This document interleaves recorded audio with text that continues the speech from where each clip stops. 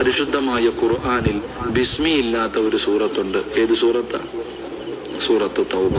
അപ്പൊ ഈ ആയത്ത് ഓതുമ്പോ എന്തോതരുത്? ഔദു ബില്ലാഹി മിനശ് ശൈത്വാനിർ റജീം ഇത്രയും ഓതാവൂ. ബിസ്മി ഓതരുത്.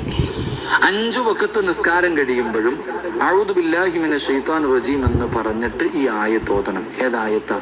സൂറത്തു തൗബയുടെ ഏറ്റവും അവസാനത്തെ ആയത്തിന് തൊട്ടു മുകളിലുള്ള ആയത്ത്. ലഖദ് ജാഅക്കും റസൂലും മിൻ അൻഫുസിക്കും അസീസുൻ അലൈഹി മാ അനിത്തും ഹരീസുൻ അലൈക്കും ബിൽ മുഅ്മിനീന റഊഫുർ റഹീം.